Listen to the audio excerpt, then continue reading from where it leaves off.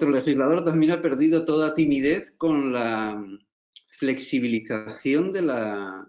las tareas liquidatorias, hasta el punto que ahora te permite, primero aclara qué debemos entender por subasta extrajudicial, que podrías explicar un poquito las dudas que teníamos al respecto, y aparte, en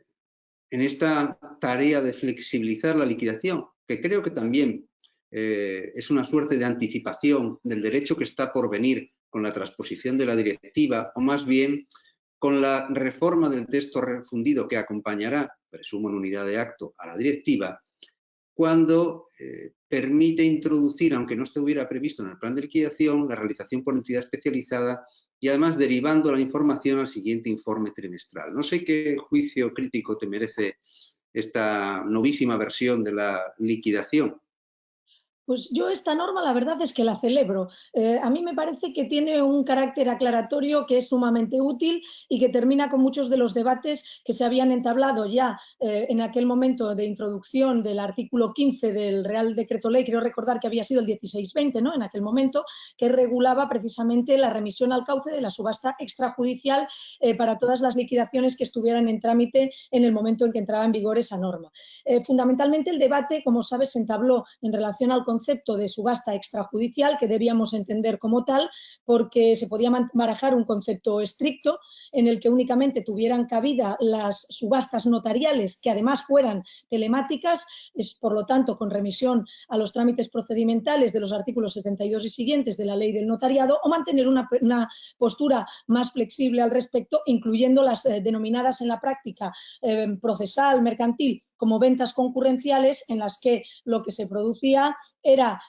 considerar que estábamos ante un caso de subasta extrajudicial en todos aquellos supuestos en los que existía un procedimiento de enajenación público y concurrente. Debían existir suficientes garantías de publicidad, como digo, de transparencia del procedimiento, y a partir de ese momento la venta era concurrencial, subsumible en el concepto de subasta extrajudicial, y fundamentalmente el principal efecto que de ello se derivaba era el desplazamiento del derecho de veto del acreedor privilegiado, que sabemos que únicamente opera en el marco de las ventas directas. Ahora nos lo clarifica ya por su propia sistemática el artículo 210 del texto refundido. Por lo tanto, yo desde esta perspectiva lo celebro. En su momento me había decantado por una versión más estricta, después la modulé porque reflexionando creo que era necesario no ser tan inflexible en relación al concepto, y lo que sí exigía en todo caso era que se diera publicidad del método por el que se optaba, por la modalidad de subasta extrajudicial, y daba además publicidad de las condiciones con las que se iba a desarrollar en el propio juzgado, dando un trámite de alegaciones de 5 días a todos los interesados, y a continuación avalaba ese mecanismo con todas las consecuencias que de ello se derivaban, incluso también si la enajenación era para bienes afectos. Ahora, para mí, la duda ya no existe. Lo que sí se me plantea, y después yo creo que tú puedes hacer una valoración muy interesante sobre la problemática de los honorarios, a mí se me plantea o también otro problema, que es el problema registral, Alfonso, que no sé cómo asumirá esta nueva versión de la norma la Dirección General de Seguridad Jurídica y de Fe Pública, porque es evidente que la Dirección General ha mantenido en relación a esta cuestión una postura muy restrictiva, hasta el punto de que ni tan siquiera las subastas notariales, las que se conocen como subastas ante notario, no telemáticas, eran para la Dirección General auténticas subastas notariales, y por lo tanto se había considerado que la subasta notarial era, fíjate, normativa de orden público que no podía alterarse en el plan de liquidación. Veremos si ahora con esta norma cambia la Dirección General su postura al respecto, pero lo cierto es que tal vez la única forma de anticiparse al problema, y yo creo que es lo que voy a hacer en mi juzgado, es avalar la actuación liquidatoria y el método por el que se haya optado por parte del administrador concursal con una resolución judicial en la que se autorice a toro pasado la enajenación y se ordene además la cancelación de las cargas, indicando expresamente que el método empleado ha sido respetuoso con los derechos del acreedor privilegiado. Sí, es que si no, la verdad es que con los problemas que solemos encontrar desde el punto de vista registral, y te cuento la ultimísima anécdota que he tenido en el juzgado. Procedemos a la venta no de una unidad productiva, sino de lo que había sido una unidad productiva, pero al final lo que vendimos fueron activos, susceptibles de reanudación a la actividad, pero no era transmisión de unidad productiva. En lo que podríamos denominar el perímetro de la transmisión se incluían unos bienes inmuebles sobre los cuales existía un préstamo sindicado, eran acreedores hipotecarios 3 entidades bancarias y una de ellas funcionaba como banco agente. Se preveía en la oferta, se preveía en el plan de liquidación la venta libre de cargas reales, es decir, contra cancelación de las cargas hipotecarias y evidentemente con pago hasta donde alcanzara del privilegio especial y degradación de la parte no cubierta del crédito privilegiado. Una transmisión que ya hicimos hace 2 años y que ahora, no tanto por la concursada, sino por terceros, porque está pendiente un desarrollo urbanístico de la zona en la que están integradas estas naves, nos hemos enterado que no estaban canceladas las cargas en el registro y que había cierta resistencia del registrador a aceptar el mandato de cancelación que yo en su día había emitido. Bien, como mi intención era solucionar el problema, hablé con la administración concursal y le pedí que me confirmara que se había hecho pago, ya lo presumía por el transcurso del tiempo, sin protesta de los acreedores hipotecarios, que se había hecho pago, que se había degradado el crédito en lo no cubierto y que habían prestado su consentimiento. Llegamos a acompañar, fíjate, al registro los correos electrónicos del banco agente dando la cuenta corriente para el pago y diciendo que estaba en contacto con los otros bancos, que todos estaban de acuerdo en la cancelación de la carga contra pago, en ese caso eran unos 700.000 euros. Pues me vuelvo a encontrar con que no me cancelan las hipotecas. Porque dice que no le he acreditado que se le haya, que el plan de liquidación previera la cancelación y que se les haya notificado el plan de liquidación. Y digo yo, a ver, esto no es una visión excesivamente estrecha y estricta de la norma y de la doctrina de la Dirección General. Aunque admitiéramos que no se le notificó el plan de liquidación, ¿qué más da si tú le has pagado, ha aceptado la degradación y la cancelación de la carga? ¿A quién estamos intentando proteger? Porque desde luego el acreedor hipotecario no, porque el acreedor hipotecario se pliega a la cancelación, de hecho ya cobró hace 2 años. Luego al final he tenido que dar un nuevo traslado a los bancos, casi rogando que me den la aquiescencia a la cancelación para que el registro se quede tranquilo. Luego, no me extraña nada tus temores y me parece muy bien que convalides ex post facto la realización de esas tareas de liquidación, porque con este respeto sacramental que se tiene desde algunos registros a la letra del plan de liquidación, cualquier desviación puede frustrar la mejor labor liquidatoria. Y ya avanzabas uno de mis temores, que es que esta introducción ex novo por no prevista en el plan de liquidación originario, de la realización por entidad especializada y derivando la información al siguiente informe trimestral de liquidación, pueda plantear problemas con quién asume su coste. Porque claro, la clave de bóveda del sistema de realización por entidad especializada es quién asume su coste, fundamentalmente cuando se pretende su repercusión al acreedor con privilegio especial. Yo entiendo que un 2, un 3%, por irnos a las comisiones más bajas que están pidiendo por sus labores las entidades especializadas, sobre cantidades muy altas, pensemos Sareb o determinados créditos hipotecarios, etcétera, y con daciones en pago, y siempre que haya habido labor liquidatoria, porque para una dación en pago yo no necesito una entidad especializada, puede ser el último recurso proceder a una dación en pago, pero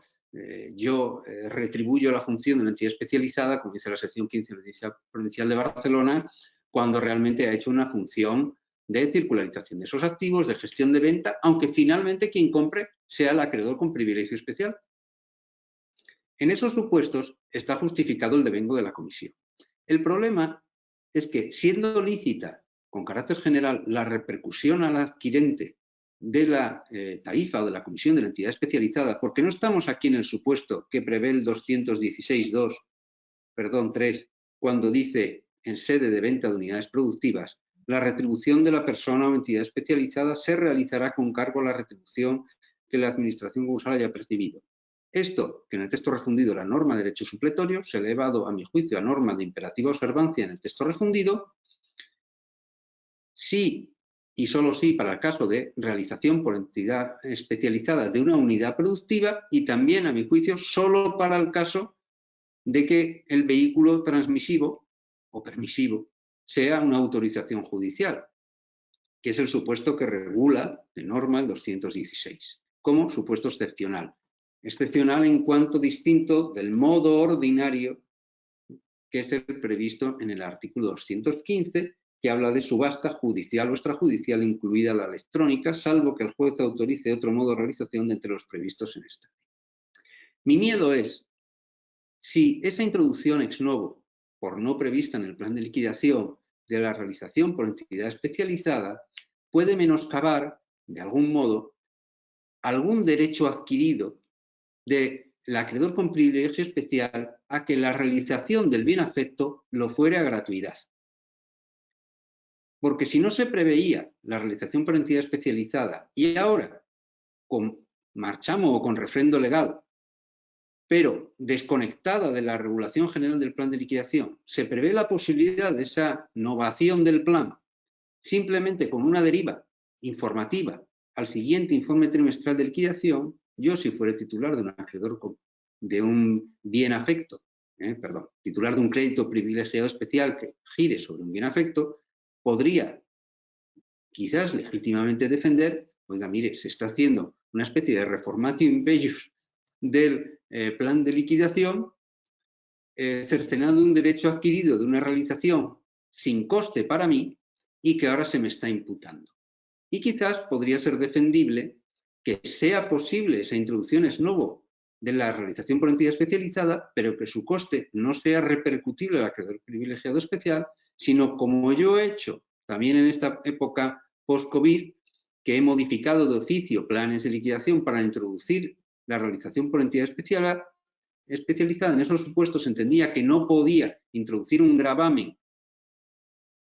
imprevisto en el plan de liquidación a través de una modificación de oficio del plan, lo que hacía es que asumía con cargo a la masa, es decir, pagadero como créditos contra la masa, esa realización de entidad especializada. Y ese es el temor que yo tengo con esta posible generalización de la realización por entidad especializada y que pueda llenarnos los juzgados de alegaciones defensivas de esa enajenación a gratuidad que estaba prevista en el plan de liquidación originaria, y más que aligerar, que yo alabo como tú esta norma, es de las pocas que a mi juicio merecen un juicio crítico favorable de todos estos hitos normativos que antes relataba, pero este sí, a mi juicio, debe ser favorable, a ver si pretendiendo aligerar y flexibilizar la liquidación, al final lo que hacemos es llenar los juzgados de alegaciones o contraalegaciones o impugnaciones, que realmente no caben, pero todos las vivimos en el juzgado, de los informes trimestrales de liquidación, discutiendo precisamente esa repercusión al adquirente, sea o no titular del crédito con privilegio especial, del coste de realización por entidad especializada. Sí, bueno, simplemente por dar mi valoración sobre esta cuestión que acabas de comentar, yo creo, como tú, o pongo en duda que se pueda hacer esta modificación sobrevenida si de lo que se trata es de dejar en una situación económicamente más delicada a quien es el titular del derecho real de garantía o, aunque no proceda un derecho real de garantía, ¿no?, el titular del privilegio especial. Yo es que la verdad, normalmente siempre he sostenido, el problema es cuando no tenemos masa activa suficiente, yo lo que sostengo es que el abono de estos honorarios puede satisfacerse como un crédito contra la masa, es decir, con cargo a la masa activa. El problema está, como bien sabemos, en esos concursos liquidatorios sin masa o con masas muy restringidas que no son suficientes para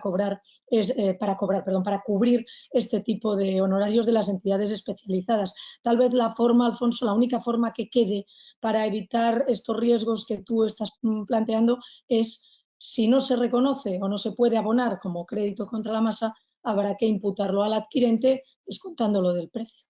que en realidad es la forma, digamos, menos dañina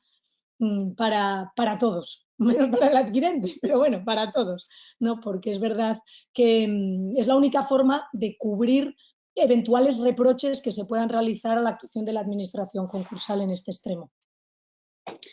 Muy bien, Nuria, pues si te parece, podemos dar por finalizado este coloquio, que espero que sea coloquio y no lo juzguen circunloquio, y pues emplazarlos a posteriores acciones formativas, o en este caso, pues invitarlos a que lean y acojan favorablemente esta nueva iniciativa editorial que codirigimos Nuria y yo, que es la revista La Ley Insolvencia. Nada más, un placer como siempre, Nuria, compartir contigo diálogo, coloquio, y muy buenas tardes. Muchas gracias, Alfonso. Hasta luego y buenas tardes. Wolters Kluwer, innovando juntos.